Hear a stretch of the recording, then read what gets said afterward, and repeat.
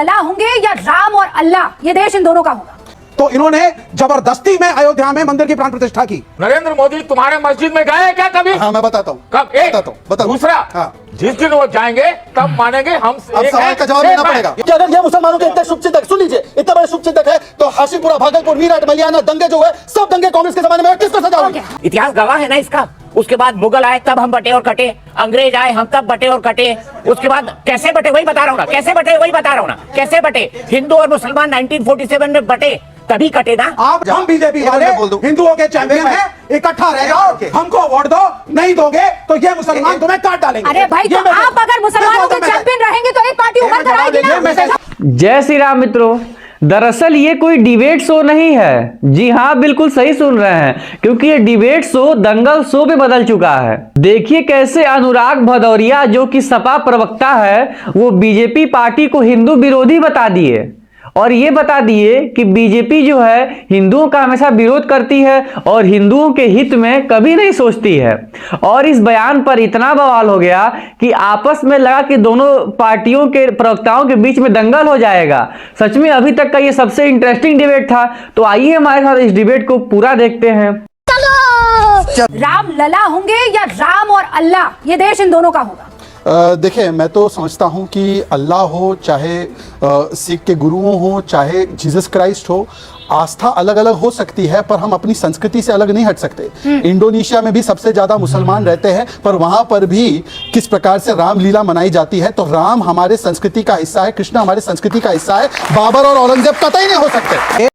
बात तो सही है। देश राम और अल्लाह दोनों का है या राम लला का है? बड़े क्लियरली ये देश राम और अल्लाह का है। 2025 की लड़ाई इसी में लड़ेंगे तुमसे। ये जो उल्टी सीधी बातें, एक है तो सेफ है, बटेंगे तो कटेंगे, ये भरमाने की राजनीति की लड़ाई होगी। ये जब साल शुरू हुआ था 2024, तो इन्होंने जबरदस्ती में अयोध्या में मंदिर की प्राण प्रतिष्ठा की। प्रधानमंत्री को बुलाया, बीजेपी का इवेंट किया, शंकराचार्य के खिलाफ गए, देश को भरमाने की कोशिश की और अयोध्या हार गए क्योंकि पब्लिक। इंडिया गठबंधन रहेगा, कितने लोग मानते हैं? हाँ, टूट जाएगा। आपको लगता है टूट जाएगा?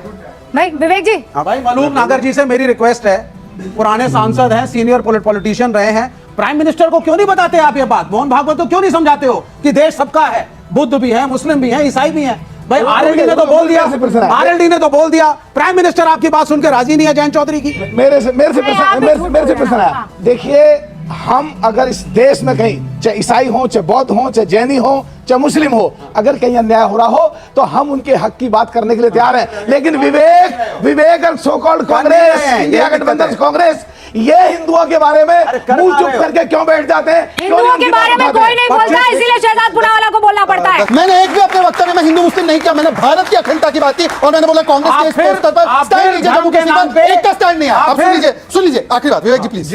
विवेक जी ने बोला कि राम का भी अल्लाह का भी। मैं तो खुद भारतीय मुसलमान और संभवतः इस पूरे पैनल में मैं ही मुस्लिम हूं, पर मैं एक बार पूछ रहा हूं, हिंदुओं की उदारता देखिए और रूबिका इसकी गवाह है। नहीं, मुसलमानों ने आपको मुसलमान प्लीज सर, आप अपने समय पर बोलिए ना, क्यों आप डिस्टर्ब कर रहे हैं? रूबिका डोंट एनकरेज, मेरी बात हो जाने दीजिए। मैंने तो ऐसे कई उदाहरण देखे, दीपक जी भी यहाँ पे गवाह है, कि मंदिरों में रोजा के बाद इफ्तार के लिए व्यवस्था मंदिरों में कराई जाती है। एक बार हनुमान चालीसा मस्जिद में करा दो, एक बार हनुमान चालीसा विवेक जी मस्जिद में करा दो, करा दो। आज सुन लीजिए, हिम्मत कराने की, हिम्मत है कराने की, हिम्मत है क्या? अरे बाप रे, ये तो धोती खोल रहा है।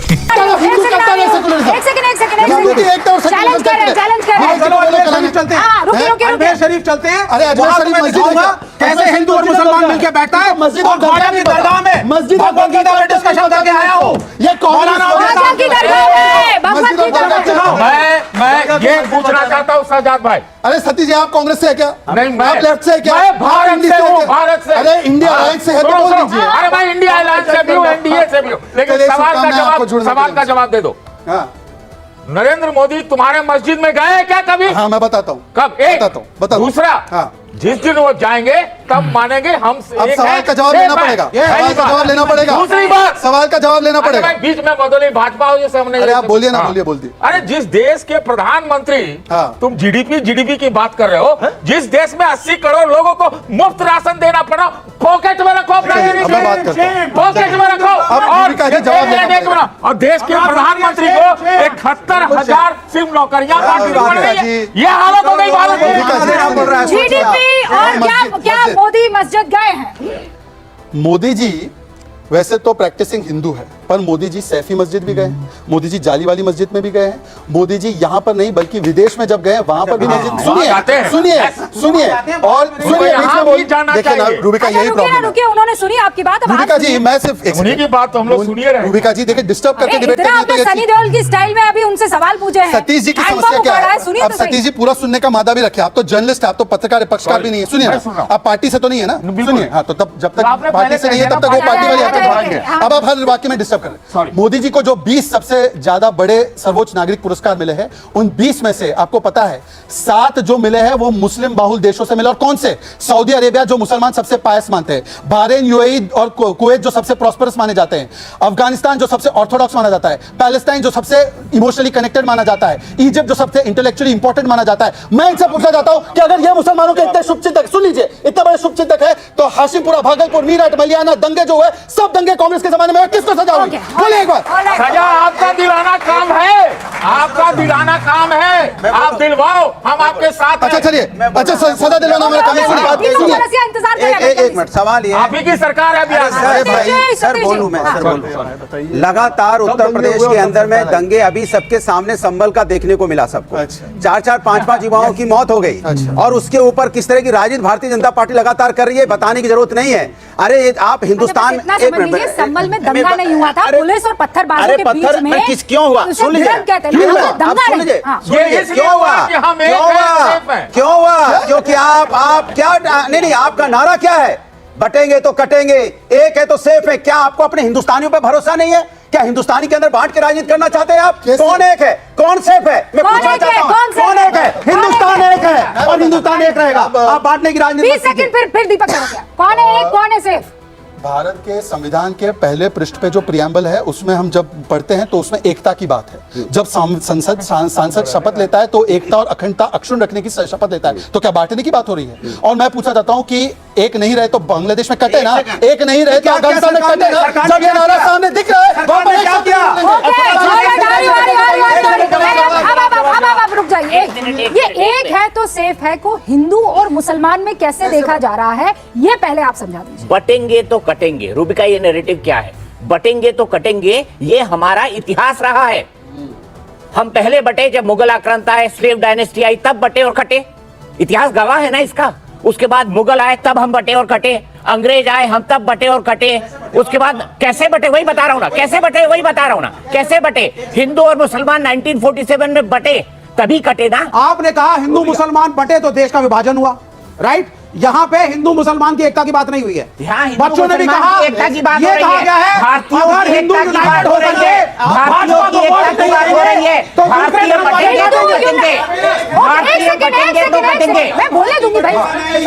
क्यों आपको खौफ है अगर हिंदू एक है तो? आप जवाब दे रहे हो। मुसलमानों में कहते हैं, जवाब दे रहा हूं। नहीं मुसलमानों में कहते हैं ला इलाहा इल्लल्लाह मोहम्मद रसूलुल्लाह, ये दुनिया के किसी कोने में कहा तो वो मेरा भाई है। हम सब एक है, जवाब ठीक है? हाँ। अब हिंदू अगर एक हो जाए तो आपको दिक्कत क्या है? डर किस बात का है? क्योंकि कटेंगे शब्द भी था।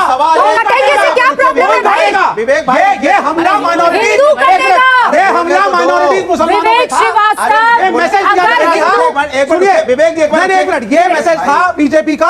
हम बीजेपी वाले हिंदुओं के चैंपियन हैं, इकट्ठा रह जाओ, हमको वोट दो, नहीं दोगे तो ये मुसलमान तुम्हें काट डालेंगे। अरे भाई, ये तो मैसेज- आप अगर मुसलमानों के चैंपियन रहेंगे तो एक पार्टी उभर कर आएगी ना, ये मैसेज जब था। आएगी कि हम हिंदू के चैंपियन नहीं, हैं। नहीं, नहीं, बटोगे तो कटोगे। अब मान लीजिए कि 2025 में ये लोग चलाए ना चलाए, आप लोग पक्का नहीं चलेगा, चलाएंगे। इस हिंदुस्तान में नहीं चलेगा। नहीं मैं आपको चलेगा, गारंटी नहीं के साथ चलेगा। बोलता हूं, हिंदुस्तान एक है, या हिंदू मुस्लिम अभी सिख कुछ ईसाई सब एक है। हाँ। ये लोग वो लोग हैं जो बांग्लादेश में हिंदुओं पे अत्याचार हो रहा है, सरकार क्या कर रही है? सरकार सवाल मुझसे पूछ रही है, क्यों नहीं आप एक्शन लेते? कौन क्या नहीं? आप आगे बढ़िए, हम आपके साथ खड़े हैं। ओके। बताइए आप, चलिए बताइए आप आगे खड़े हैं। बांग्लादेश आप के यहाँ हिंदुओं डिबेट में के आके साथ बंगने कोई एक्शन बात क्यों पूरी हो जाए, नहीं? बात पूरी हो बांग्लादेश के जाए। हिंदुओं के बांग्लादेश साथ- के हिंदुओं पे अत्याचार हो रहा है, वो ये सवाल मुझसे पूछते हैं, रिपीट कर आप रहे क्यों हैं। नहीं ट्वीट करते? आप क्यों? अरे मैं रिपीट कर बोल रहा हूँ, आप आगे बढ़िए, हम आपके साथ खड़े हैं। हिंदुओं पे अत्याचार होगा, रिपीट कर रहे हैं, बताइए। अनुराग जी, लेकिन ये कुछ नहीं ठीक है बोलेंगे। भाई, आप सवाल ताली कमाल बजाने की के बात लिए है, आ गए। लेकिन हम लोगों को बांटने में लगे, हिंदुस्तान के अंदर बस बांटेंगे। है, आप बांग्लादेश के हिंदुओं पर बिना इंटरप्ट किए जब हम सीए कानून लाए थे, हिंदुओं को और वहां पे अल्पसंख्यकों को बचाने के लिए विरोध इन्हीं लोगों ने किया था कि नहीं किया था? बताइए। बांग्लादेश में क्या किया?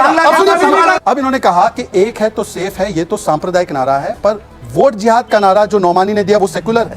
मुस्लिम आरक्षण का नारा बिल्कुल सेकुलर है। सज्जाद नौमानी ने बोला गजवा हिंद होगा, अब वो आज भी जाकर मिलते और समर्थन लेते हैं, वो सेकुलर है। ये कहना कि मठाधीश माफिया है, मठाधीश काटेंगे और बांटेंगे, ये सेकुलर है। सनातन समाज सेकुलर है, सनातन की बीमारी है, ये सेकुलर है। राम मंदिर नाच गाना, ये सेकुलर है। और अगर कहेंगे एक है तो सेफ है, ये सांप्रदायिक है। सुनिए भूमिका, एक लास्ट बात, एक है तो सेफ है, ये इतिहास में आपने पढ़ा है कि नहीं पढ़ा है? बताइए मुझे कि जब हम लोग जयचंद और महाराजा पृथ्वीराज में बटे तो कटे नहीं क्या? जब हम लोग जयसिंह और मानसिंह में बटे तो अकबर ने काटा नहीं क्या? बांग्लादेश में बटे तो कटे नहीं क्या? तो मित्रों, कैसा लगा आपको ये हमारा कंटेंट? तो ऐसे ही और भी इंफॉर्मेटिव और इंटरेस्टिंग वीडियो के लिए आप हमारे वीडियो को लाइक करके चैनल को सब्सक्राइब कर लीजिएगा और कमेंट में अपनी प्रतिक्रिया जरूर दीजिएगा। आपसे मिलते हैं अगले वीडियो में, तब तक के लिए जय हिंद।